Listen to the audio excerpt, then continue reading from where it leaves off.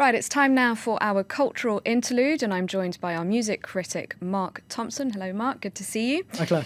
Now, we're starting with Taylor Swift, as she's become the first woman to win 2 Album of the Year awards. We're going to start off by listening to a part of her acceptance speech. There are going to be people along the way who will try to undercut your success or take credit for your accomplishments or your fame.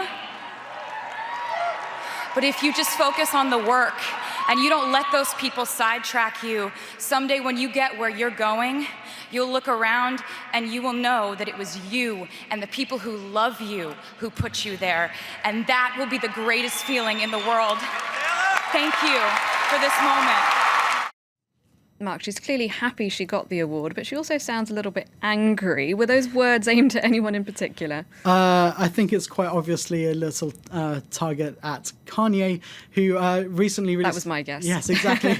His new album includes a song called Famous, in which includes the very misogynistic lyrics of, I think I could still, let's say, sleep with Taylor Swift because I made her famous.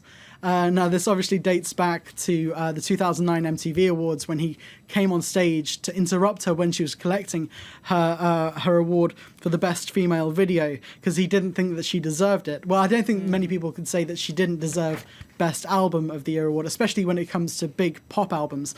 We had so many big hit singles on this one record. Whether you look at Shake It Off, Style, Bad Blood, it was just one after another. We've had 5 huge singles, and I think if this was an artist who had these singles across 2 or 3 records, that'd be impressive enough. But to have them on one solid record. And also, 1989 really showed progress for the artist herself, for Taylor Swift. She's gone from this sort of twee, Disney-esque country pop star to a really flourishing pop icon in her own right. And I think that's a long way from where we didn't really see her coming to this stage. And I think it's nice to see someone else who she's worked with on this record deserves a bit of credit. My old friend Max Martin, who I refer to about once every 4 shows, it seems. True. Because he works on so many projects, including this one. He co-wrote a number of songs on this record, including most of the big hits, it's fair to say.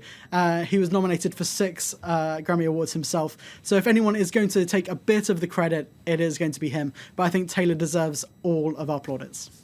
Absolutely.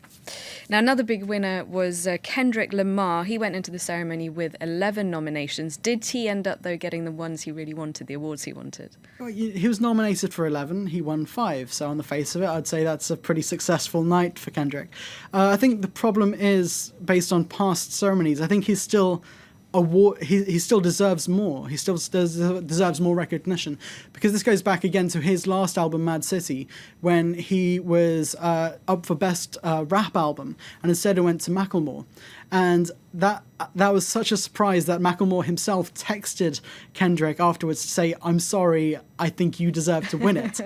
Now, the thing with the awards he won this time round is that he has won, but he's won mostly rap gongs. And the problem with that is he hasn't really been accepted by the wider community. He was up for the Best Album, Best Record of the Year, and these are the really popular and these are the awards which you get that really define your career, and he still hasn't been strongly considered for that.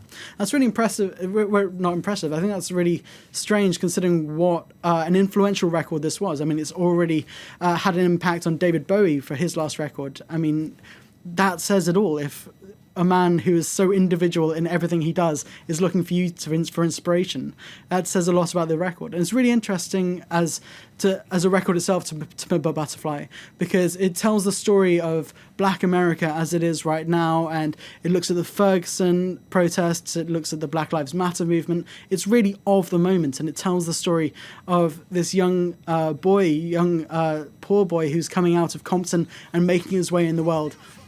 And it harks back to his icon, Tupac, and there's this really sweet interview at the end between Kendrick Lamar and Tupac, which I really think sums up the whole record.